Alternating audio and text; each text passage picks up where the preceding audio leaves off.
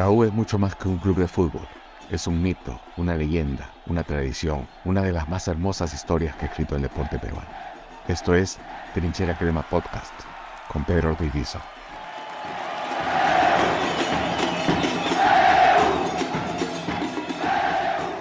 Muchas gracias, ¿cómo están todos? Buenos días, buenas tardes, buenas noches a la hora que nos estén escuchando, viendo o viendo. Tenemos hoy a un invitado especial, a uno de los mejores periodistas que hay en el país, Eddie Fleisman, con el cual vamos a hablar eh, no solamente de la realidad universitaria, sino la realidad del fútbol peruano, porque creo que una cosa no puede estar despegada de la otra. Y desde mi punto de vista, creo que lo que hemos visto, por ejemplo, en Copa Libertadores, es directamente consecuencia justamente de esta crisis enorme, estructural que vivimos. Advierto que estamos haciendo esta entrevista antes del partido de Alianza con Sao Paulo, pero creo que más allá del resultado que se pueda obtener, creo que las explicaciones que pueda haber, que podamos hacer al respecto no van a variar. Eddie, muchas gracias por aceptar la invitación y por estar aquí compartiendo unos minutos. No, gracias a ti. La verdad que un placer estar en tu espacio, Pedro. Eh, y bueno, te agradezco por esta presentación un poco exagerada. A ver, ¿alguna vez hemos pensado que los clubes podrían despegarse de la situación de crisis del fútbol en general, ¿no? Hemos tenido algunos momentos interesantes, pero flashazos, ¿no? Y de pronto ahora nos sorprendemos porque a la U le va mal en la Copa, a Cristal lo golean, a Melgar lo golean en la Sudamericana, Grau pierde. ¿Tú crees que se pueden despegar ambas situaciones o tenemos que comprender que es parte de un todo? Bueno, Pedro, creo que no es un secreto para nadie que el fútbol hoy es una enorme industria, que en el Perú es manejada de manera folclórica, improvisada, sin planificación, sin visión competitiva, sin visión de futuro, sin profesionalismo. El fútbol es una enorme industria que no solamente mueve a futbolistas, a entrenadores, a gestores deportivos, a masajistas y a preparadores físicos, sino que mueve toda una industria textil alrededor, mueve una industria de merchandising alrededor, mueve una industria turística alrededor de los eventos. El fútbol es la industria más potente que hay dentro de la industria del entretenimiento, que debe ser la más potente que existe. ¿Sí? Entonces, si nosotros en el Perú eh, vemos una industria de esa magnitud, en primer término, que tiene como autoridad máxima a un sancionado por reventa de entradas, ya podemos imaginarnos por dónde van los escrúpulos de los que van por debajo. Ujú. Empezando por ahí. Porque Ah, el fútbol, vayamos al origen, es una actividad deportiva, es una disciplina deportiva, encierra valores, encierra respeto, encierra visión de competitividad, actitud de lucha permanente por ser mejor. Por definición, ese es el deporte. Valores, respeto, escrúpulos, moral. No la hay, no la hay. Uno revisa todas las instancias en el fútbol peruano a nivel profesional o no profesional y te encuentras con inmoralidad, con situaciones turbias, con improvisación, con incompetencia a todo nivel. La consecuencia lógica es que no tengas equipos competitivos, que no tengas un torneo atractivo y competitivo, que no tengas gestión de formación y de siembra de futbolistas. Nosotros en el Perú no tenemos fábricas de jugadores como hay en otros lugares. Y no tenemos una dirigencia que le dé la importancia que tiene. A nadie le importa. Se pierde de la forma más natural, de la forma más contundente. Se hace un papel deplorable, histórico, debe ser de los peores en el sub-17, en el sub-20. Un punto de 48 disputados en los últimos dos torneos sudamericanos y a nadie se le mueve un pelo, Pedro. A ningún directivo se le ocurre salir al frente y decir, tenemos un nuevo plan, una nueva visión, esta es la propuesta que queremos impulsar. Porque discúlpame, antes por lo menos había dirigentes que más allá de su catadora moral te decían eso, vamos a cambiar las cosas, vamos... ahora simplemente no pasa nada, ¿no? No pasa nada, nadie habla. La selección terminó su par de partidos con Fossati. Antes de que se vaya, no hubo conferencia de prensa para dar cuenta de lo que fueron esas dos fechas. No hay una vocería de la selección peruana. El técnico Oscar Ibáñez, después de los dos partidos, aquí no dio conferencia de prensa. Hay un corte de la comunicación a partir de todo lo oscuro del contrato de los derechos de televisión, todo lo extraño de lo que fue aquella licitación, presunta licitación. Todo, por donde uno toque, encuentra pus. Sí. Ahora, pero ¿no crees también que hay, obviamente de forma minoritaria, clubes o dirigentes que intentan hacer bien las cosas, pero que simplemente no pueden contra este hecho mayoritario de estar todo embarrado de mugre y de corrupción? ¿O que algunos que simplemente que ya se dejan llevar por la inercia? Mira, hay de los dos, creo. Yo creo que Melgar ha dado una lucha importante. Yo creo que cuando Joel Raffo recién entró, hizo intentos inclusive ante el TAS por revocar el estatuto que le permitía después ser elegido a Agustín Lozano y cambiar ciertas condiciones para postular a la federación. Pero después, como dice la canción, despacito, poquito a poquito. Y se han ido acomodando. El tema de los derechos de transmisión fue manejado de alguna forma coercitiva, porque hasta cierto punto cuando te dicen, Claro, oye, no te pongo árbitro, bueno, te estoy poniendo la soga al cuello.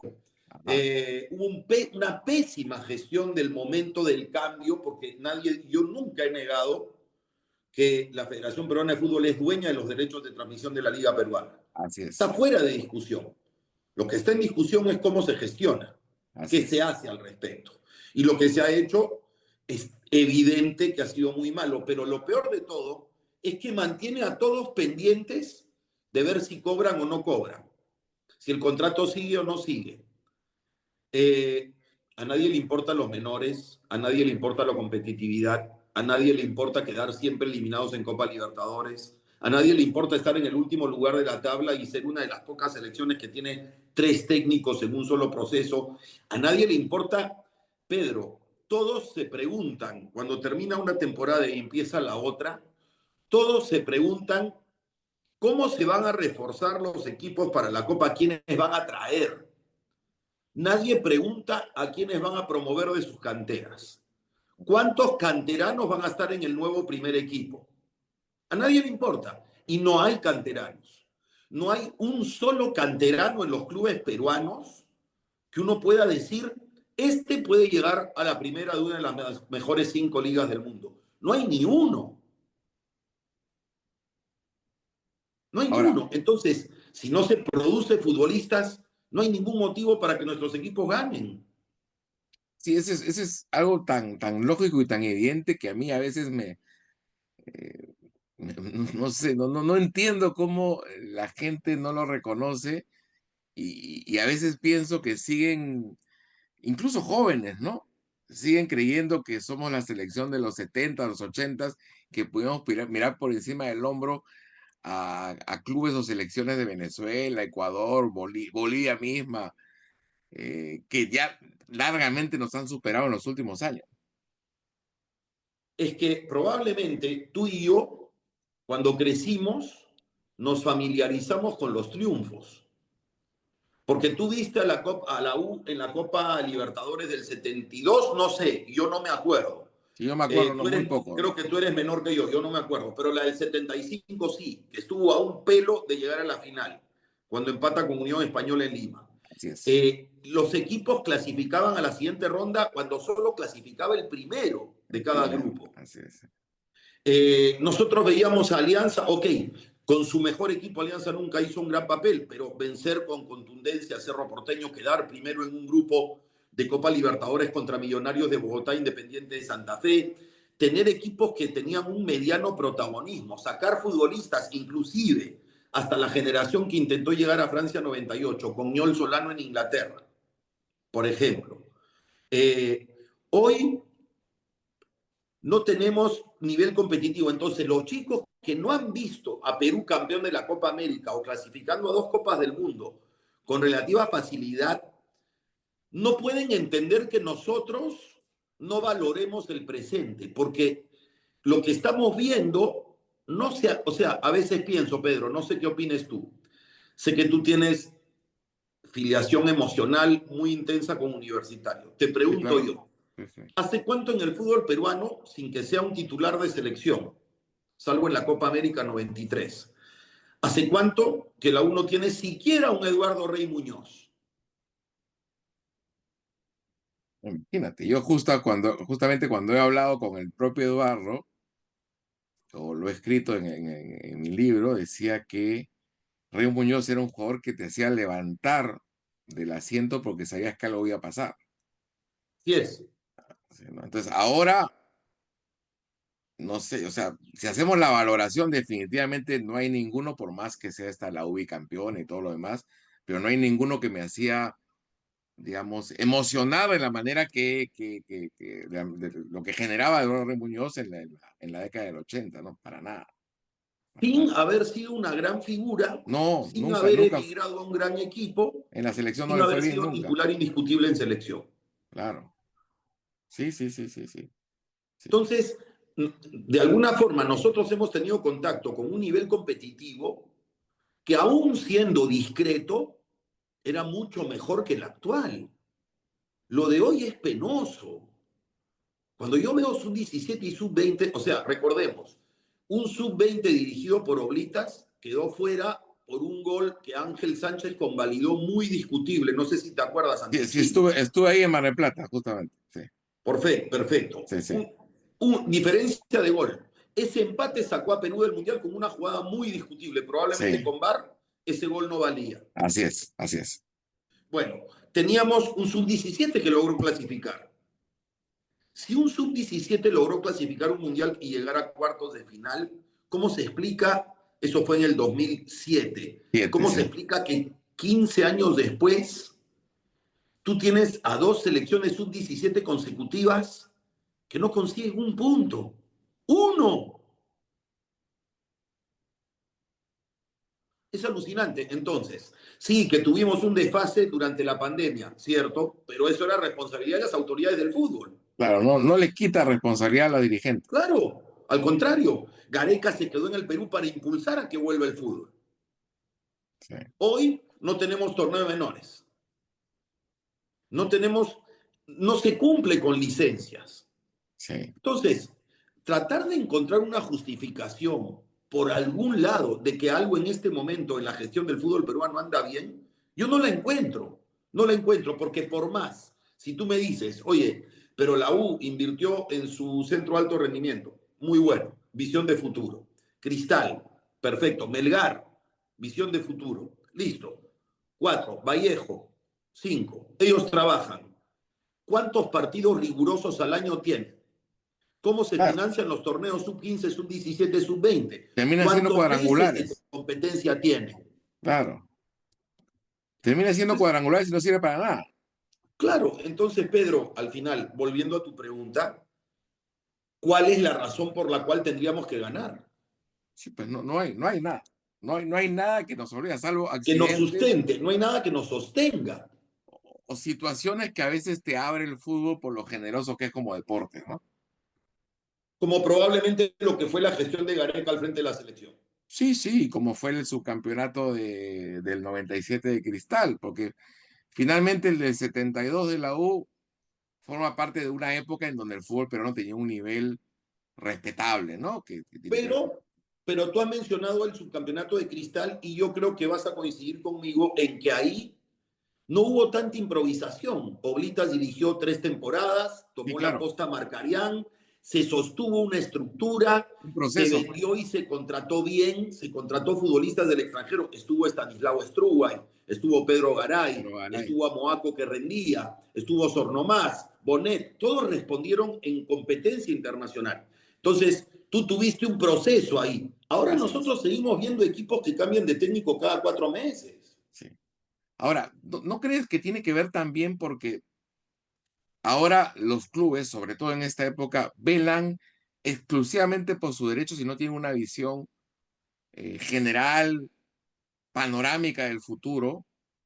Yo veo ahora a la Alianza y la U peleándose, la verdad, por tonterías, porque Por minucias. por estupideces realmente, y uno metiéndose el CAE al otro porque la ley, no sé cuánto, cuando yo, mi opinión es que a los clubes les debería importar que todos los clubes estén bien, porque eso va a aumentar la competitividad.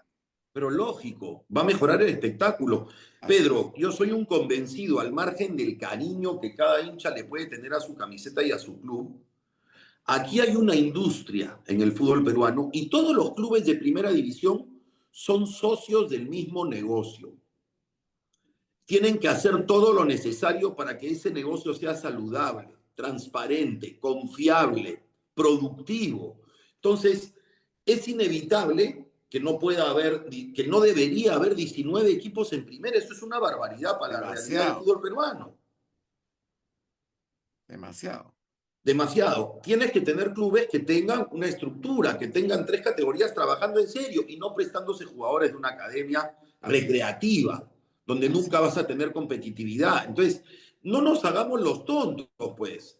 Que los directivos no se hagan los cojos tampoco, porque hoy se ve y se oye y se sabe todo. Entonces, o nos dicen que trabajan en serio y en serio lo hacen, o no nos mesan, porque es gracioso. Cada comunicado de la federación que firma Lozano, pues pareciera que es un mensaje a la nación que te quiere hacer llorar, pero está lleno de mentiras.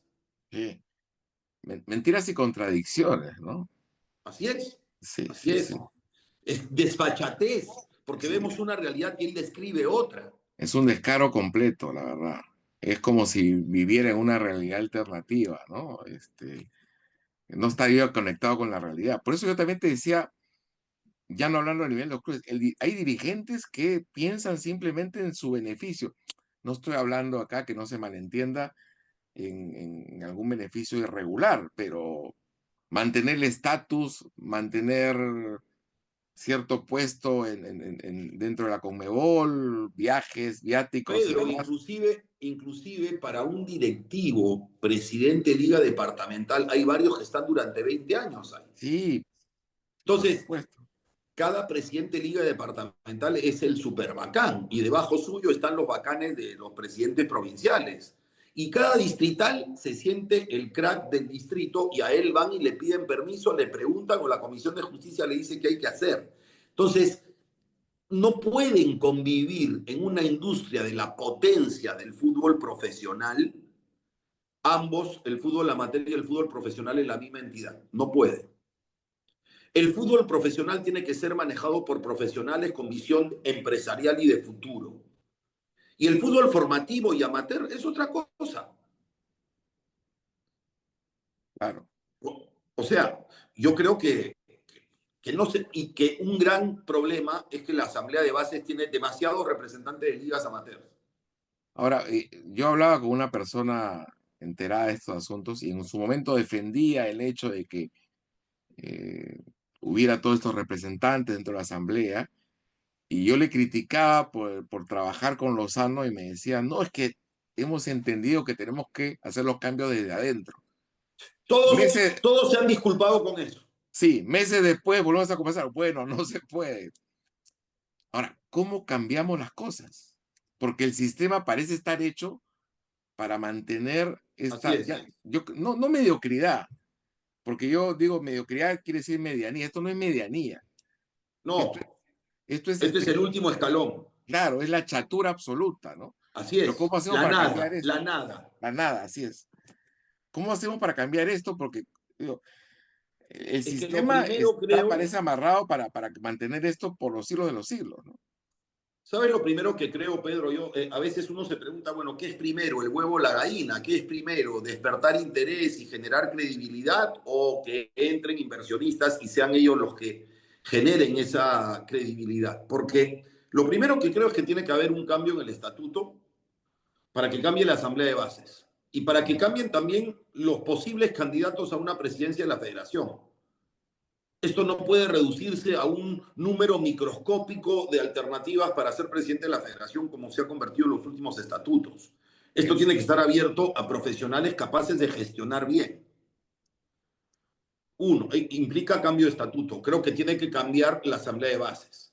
Creo que debería haber más peso en el fútbol profesional, pero para que ello suceda, yo creo que tendría que haber inversionistas, dueños de clubes. Pedro, yo creo que cuando hay asociaciones civiles sin fines de lucro, nos estamos contando un cuento, porque los señores Ramírez en UTC usan el fútbol profesional probablemente para notoriedad política,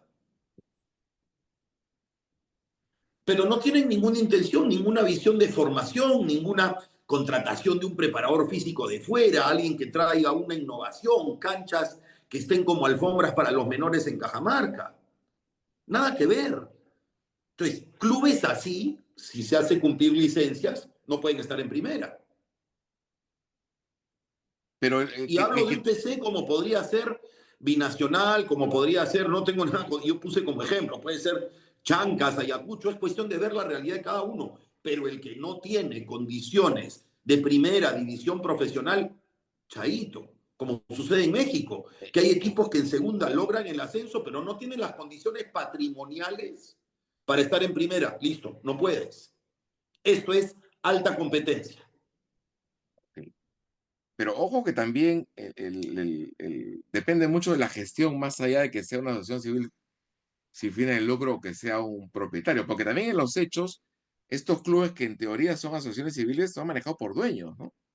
Sí, correcto. Huancayo, Cusco, UTC misma, ¿no? Lo que pasa, Pedro, es que yo siento que en la medida en que son asociaciones civiles sin fines de lucro, no tienen la visión de un dueño empresario que lo que quiere es tener lucro y pagar sus impuestos y ganar mucho dinero, como Independiente del Valle.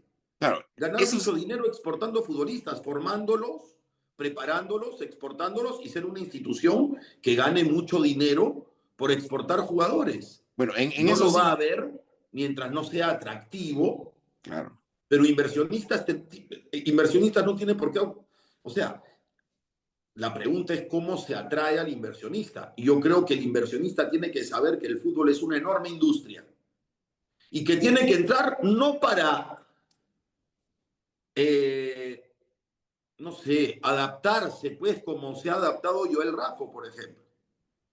Porque Joel Bueno, Raffo se supone entró para adecentar las actividades, para transparentar el fútbol, para hacerlo crecer. En una oportunidad tuve una discusión con él, se molestó conmigo, pero le dije, escúchame, has entrado hace 5 años y el fútbol está peor, no está mejor.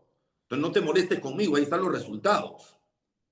Y en este caso, lo que inicialmente en una oposición hoy es oficialismo, en términos de defender, por ejemplo, el caso de 1190. sí Freddy es. Gámez, hasta hace poco recontra, opositor, ya es director en la federación, ahora es oficialista. Entonces, no hay bandera, no tienen bandera. Lo que sí yo te doy es, efectivamente, dar oportunidad para invertir libremente, ¿no? Así es, Y si funciona como con dueños, porque finalmente esos clubes lamentablemente no tienen una comunidad detrás, no tienen una asociación de, no tienen no tienen socios detrás. Entonces, bueno, que funcionen como dueños, pero bajo ciertas obligaciones y bajo ciertas posibilidades de exigencias, invertir. Claro, mínimas, mínimas, sí, sí. exigencias. O sea, tienes que tener 4 canchas, tienes que tener tu centro de alto rendimiento, tienes que tener una concentración, tienes que tener donde jugar como local sin dificultades Listo. y tus 4 categorías entrenando, certificación de los técnicos de menores, porque acá también, Pedro, ese es otro problema que lo he visto con torneos de menores. A veces dirige un exjugador al que le tiran unos centavos y le dicen, ocúpate de esta categoría. Y muchas veces es un empírico que no tiene, pues, la academia. Y hoy se necesita la parte académica. Y hay también un mundo de corrupción, el mundo de menores bien, en Sí, el por fútbol de menores supuesto, fuertísimo. Sí, con el tema de que tienen que pagar para jugar, eso es una sí, vergüenza, sí, pero sí, sí. a nadie le importa, nadie habla del tema, Todo el mundo sabe que ocurre y nadie hace nada. nadie hace nada. Y si no lo hablamos nosotros, tú en tu programa, yo en el mío, los medios que tocan el tema, a nadie le importa, no hay un solo dirigente que toque el tema. Así es. Dime, ya para no quitarte más tiempo, no No sé me si, quitas tiempo, es un placer, Pedro. gracias. Eh, Tú has dicho que en el Perú no hay clubes grandes. Sí, seguramente ¿No te parece que eso es he tocado excesivo? nervio. Porque hay que ser también, hay que tocarlo en términos relativos. Porque finalmente, si hablamos de clubes grandes en el mundo, pues habrá pues que 20 clubes grandes y el resto no son. No, no sé si tan rigurosamente. Yo cuando digo no hay clubes grandes, Pedro, lo digo porque siento que cuando se dice clubes grandes que tienen tan poca trascendencia internacional, se está cayendo en conformismo. Eso en primer lugar. Entonces, yo pregunto, ok, definamos grandeza. Entonces, cuando digo definamos grandeza, ok, la grandeza es el historial de títulos locales y el arraigo popular, ok, eso te lo doy. Tienen arraigo popular y tienen historial de títulos locales. Pero si además ser club grande es ser una institución que da una oferta de diversas disciplinas deportivas, ser una entidad que tiene chicos formándose inclusive en lo académico y en lo deportivo, ser una entidad que transfiere jugadores al extranjero que llegan a ligas importantes, o ser un club que tiene un mediano protagonismo internacional permanente, constante. No, hay muchas cosas que no los hacen grandes. Entonces, claro, en el contexto de Perú, la U, Alianza 1-2-2-1 y Cristal tercero, son los clubes de más arraigo, de mayor tradición y mayor cantidad de títulos y lauros, si quieres. Ujú. Pero no considero a ninguno grande. A eso voy. Por ejemplo, inclusive Pedro, a nivel de organización, lo he estado comentando en estos días. Si estamos viendo lo que está sucediendo, ¿dónde está la grandeza de la U, Alianza y Cristal que no tienen ninguno de los tres a un directivo en el directorio? Y no pueden porque han estado en un proceso concursal Claro, en el porque está en caso el de proceso Alianza y la U. concursal, sí. Claro. ¿Dónde está la grandeza si el voto de la U y de Alianza vale lo mismo que el de la Liga de Ancash? Entonces, también exijo cierto nivel de grandeza, no solamente para decir, mira cuántos trofeos tengo en mi vitrina. Sé grande cuando hay que plantarse ante una directiva que es una vergüenza. Porque ese es, discúlpame, otro problema. Yo veo comunicados que quedan por ahí en Twitter de situaciones en donde efectivamente hay que decir las cosas, Hay que pero ese es golpear un la comunicado. mesa. Sí, ese es comunicado de uno, dos clubes y el resto, porque están pensando más en el interés particular que en el interés común.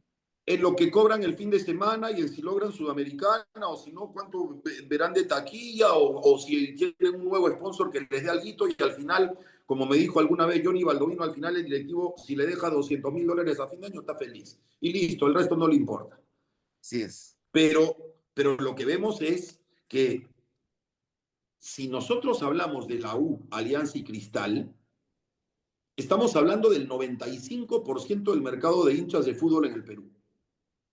Ujú, sí. Entre Alianza y la U tienen 85%. Ujú, 10-12% más Cristal y el resto sí, nada. atomizado. Sí.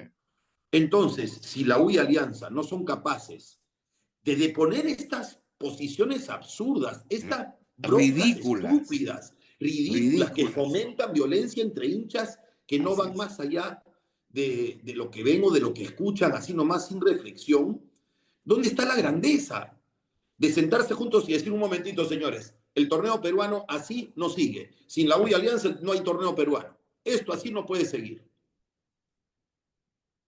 Ahí te Tienen diré que, yo, son grandes. tienen que plantarse y exigir.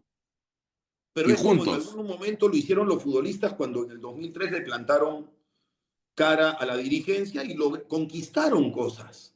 Así es. Eddie, finalmente, ¿cuál es tu opinión respecto a este proceso de reconstrucción que lleva a cabo Universitario, institucional? Mira, yo creo, Pedro, que la verdad es que no soy suficientemente entendido como para determinar si la ley que le permite tomarse 30 años para el pago de la deuda concursal eh, está acorde con lo constitucional o no. No sé si es con nombre propio o no. Ok. Hay una línea ahí que yo no termino de entender y no soy un especialista en leyes, por lo tanto me inhibo de dar una opinión al respecto. Ujú. Sí creo, porque yo viví un proceso concursal con un canal de televisión que me terminó pagando en 12 años. Yo sí creo que 30 años es un montón de tiempo porque evidentemente hay gente que de repente nunca va a ver su deuda cubierta, de repente se muera antes, y porque también creo que le genera la posibilidad a los clubes que se benefician de esto de poder disponer de más dinero para otros temas que no son pago de deuda. Sí. Pero dejando eso de lado, que es un tema judicializado y es un tema en el que no soy un especialista, yo creo que Jan Ferrari ha hecho una buena labor. Es impresionante cómo Universitario logra convocar a sus hinchas en los estadios. Yo creo que Universitario ha logrado con su bicampeonato mantener la ilusión. Creo que después ha tenido errores groseros en términos de decisiones de plantilla, elegir al 9 del equipo, cosas por el estilo. Pero que empiece a pagar deuda es algo importante, creo yo, porque no estaba bien, Pedro, que instituciones del arraigo de la UI de Alianza tengan como legado para la gente que se entera del tema, no, es que le deben a la SUNAT, nos deben a todos, deben impuestos. Eso no está bien. Que instituciones icónicas de nuestra sociedad deban un montón de dinero en impuestos, no está bien. Es un mal mensaje.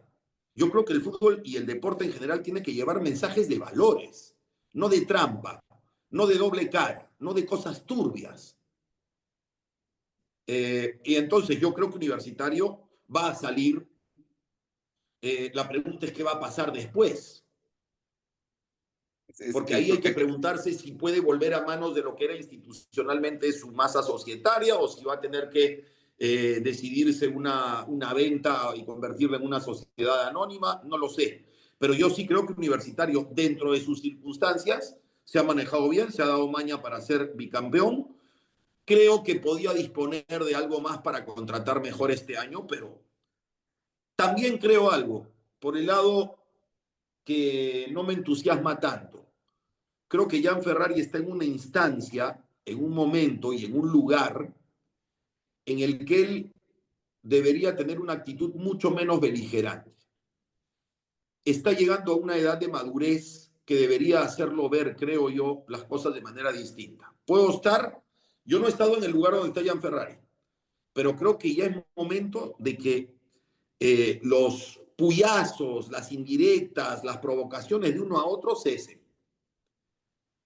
Ya el- es momento de que ya el presidente de un club que pretende ser el más importante o uno de los dos más importantes del país, no puede estarse boca a boca con el juez de línea o con el entrenador del otro equipo.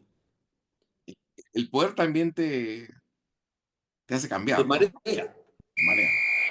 Puede ser. En general, a mí no me gusta mucho cuando una persona dice yo soy el mejor en lo que hago. Claro.